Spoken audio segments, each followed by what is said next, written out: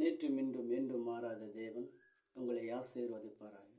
இந்த நாளிலும் யோவான் புஸ்தகம் 10வது அதிகாரம் 10வது வசனம். திருடன் திருடவும் கொல்லவும் அழிக்கவும் வருகிறானே அன்றி வேறு ஒன்றுக்கும் வரான்.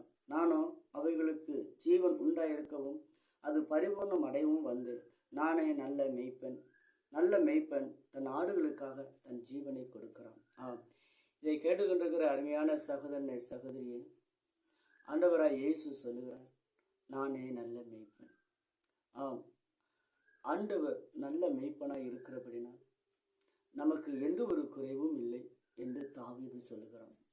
தாவீது 23வது சங்கீதத்தில் அவன் சொல்லுகிறான், கர்த்தர் என் மெய்ப்பராய் இருக்கிறார், நான் தாழ்ச்சி அடைந்தேன். அவர் என்னை புல்லுள்ள இடங்களில் மேய்க்கிறார், அமர்ந்த தண்ணீர் அண்டையில் நடத்துகிறார் என்று சொல்லுகிறார். கர்த்தர் நம்மளுடைய வாழ்க்கையில ஆயனாக, நல்ல மெய்ப்பனாக, நல்ல ஆடுகளை மேய்க்கக்கூடிய மெய்ப்பனாக இருக்கும் பொழுது நாம் எவைகளை கண்டும் நாம் பயப்பட வேண்டியது அவசியம் இல்லை. இதை கேட்டுக்கொண்டிருக்கிற அருமையான சகோதரனை சகோதரியை, இந்த வீடியோ வாயிலாக ஆண்டவர் உனக்கு சொல்லுகிறது, கர்த்தர் உன் மெய்ப்பராக இருக்கிறார். புல் என்றால், பசுமையான புல் என்றால் உன்னுடைய வாழ்க்கையில் செழிப்பை குறிக்குது. உன்னுடைய வாழ்க்கையில் அவரே உனக்கு மெய்ப்பராய் இருக்கும் பொழுது எந்தவித குறைவும் இல்லாமல் உன்னை வழிநடத்த அவர் போதுமானவராய் இருக்கிறார். அமர்ந்த தண்ணீர் என்பது உன்னுடைய வாழ்க்கையில் அமைதியுள்ள வாழ்க்கையை காண்பிக்கிறது. இதை கேட்டுக்கொண்டிருக்கிற அருமையான சகோதரனே சகோதரி, ஆகையினாலதான் இந்த தாவீது தேவனை நோக்கி நீர் என் கர்த்தரின் மெய்ப்பர் என்று சொல்லுகிறான். கர்த்தர் மெய்ப்பரா, அவன் மெய்ப்பனாய் இருந்தபடியினாலே அவன் சொல்லுகிறான், கர்த்தரின் மெய்ப்பராய் இருக்கிறார், அவர் என்னை புல்லுள்ள இடங்களில் நடத்துகிறார் என்று சொல்லுகிறார். இதை கேட்டுக்கொண்டிருக்கிற அருமையான சகோதரனே, கர்த்தருடைய வாழ்க்கையில் நீயும் மெய்ப்பராக வைப்பையானால் இந்த ஆண்டவராய் இயேசு சொல்லுகிறார், அவர் எந்த விதமான உனக்கு நல்ல செழிப்பான வாழ்வும் அமைதியான வாழ்க்கையும் அவர் தர வல்லமுள்ளவராய் இருக்கிறார். அவன் மெய்ப்பனாய் இருந்தபடினால்தான் அவன் சொல்லுகிறான், அவன் ஒரு முறை யுத்த களத்தில் போய் நிற்கும் பொழுது, ஒரு முறை சிங்கம் வந்தது, ஒரு முறை கரடி வந்தது, இவைகளுக்கு என் ஆடுகளை தப்புவித்தேன் என்று சொல்கிறான். கிறிஸ்து இயேசுவின் ஆடுகள் மேல் எப்பொழுதும் பிசாசு, அது 10வது அதிகாரம் வசனம் சொல்லுகிறது, திருடன் திருடவும் அழிக்கவும் என்று வேறு ஒன்றுக்கும் வரான். அப்போ பிசாசு ஒரு மனிதனை வாழ வைக்க அல்ல, அவனை அழிக்கவே வருகிறான். அவனுக்கு எப்பொழுதும் தீங்கு செய்ய வேண்டும் என்று அவன் எண்ணிக்கொண்டு இருக்கிறான். இதை கேட்டுக்கொண்டிருக்கிற அருமையான சகோதரனே சகோதரியே, கர்த்தர் உன்னுடைய வாழ்க்கையில மெய்ப்பராய் இருப்பாரானால் நீ எதை குறித்தும் கலங்க வேண்டிய அவசியமில்லை. இதை குறித்து யாக்கோபுனுடைய ஆதியாகம புஸ்தகத்தில் அவனுடைய வாழ்க்கையில் நான் பார்க்கும் பொழுது, அவன் சகோதரனாகிய ஏசா யாக்கோபை நோக்கி, சகோதரனே, நான் ஆட்களை உன்னிடத்தில் விட்டுட்டு போகிறேன், வா நம்ம 2 பேரும் போவோம் அப்படி என்று சொல்லுகிறான். அவன் சொல்லுகிறான், ஆடுகள் மேல் அவன் கவனமாக இருந்தபடினால் அவன் சொல்லுகிறான், என்னிடத்தில் இருக்கிறது கறவையான ஆடுகள், இந்த கறவையான ஆடுகளை ஒரு நாளிலே துரிதமாய் நடத்தினால் அது சீக்கிரம் ஆண்டு போகும், ஆகினால் அந்த கால்நடையாக அதற்கு ஏற்றாப்போல் நடத்துகிறேன் என்று சொல்லுகிறான்.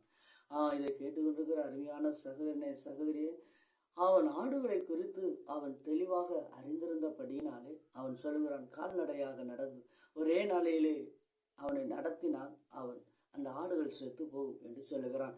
இதை குறித்து அன்புக்குரிய சகோதரனே சகோதரியே, இதே போலதான் இயேசு கிறிஸ்துவும் உன்னுடைய சுபாவத்துக்கும் என்னுடைய சுபாவத்துக்கும் அறிந்தவராக இருந்தபடினால்தான் அவர் சொல்லுகிறார். அவர் சொன்னார், நான் போவேன் திரும்பி வருவேன் என்று சொன்னவர் இன்னும் 2026 வருஷமா ஆயிடுச்சு, இன்னும் வரவில்லை. ஏனென்றால் நீயும் நானும் பலகீனமான மனிதர்களாக இருக்கிறபடினால் நாம் எப்பொழுதுமே காலதாமதம் பண்ணக்கூடியவர்கள்.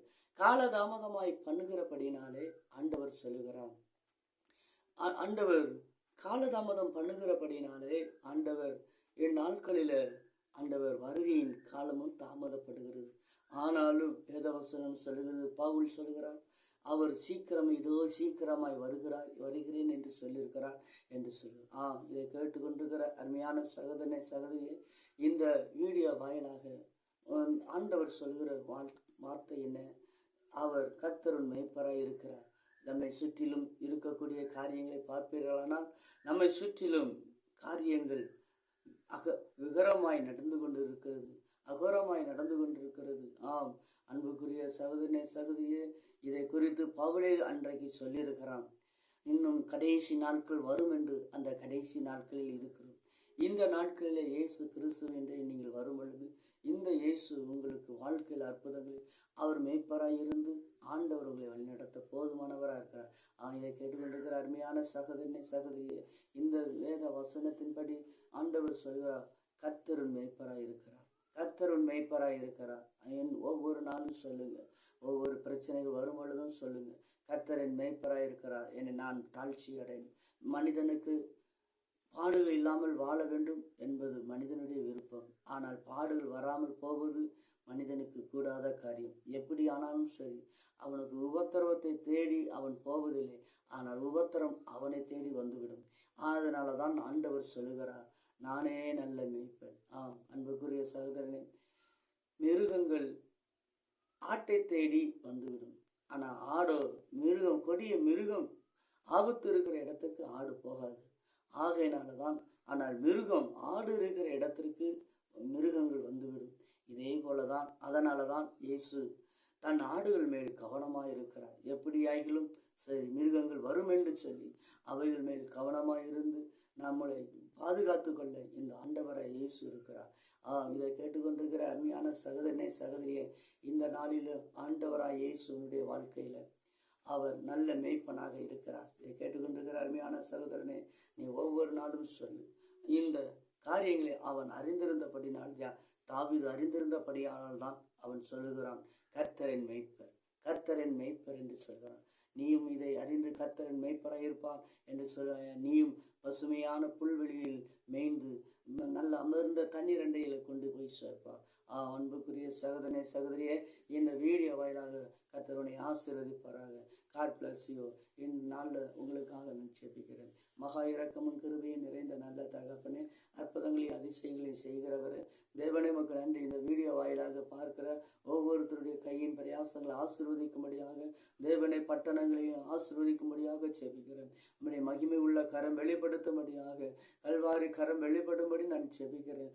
ஒவ்வொருத்தரும் உம்மை கண்டுகொள்ளும்படி மனக்கண்களை ஏசப்பா நீர் திறக்கும்படி நான் ஜெபிக்கிறேன். உடைய கல்வாரி கரம் இயேசுவின் நாமத்தில் பிதாவே, ஆமென்.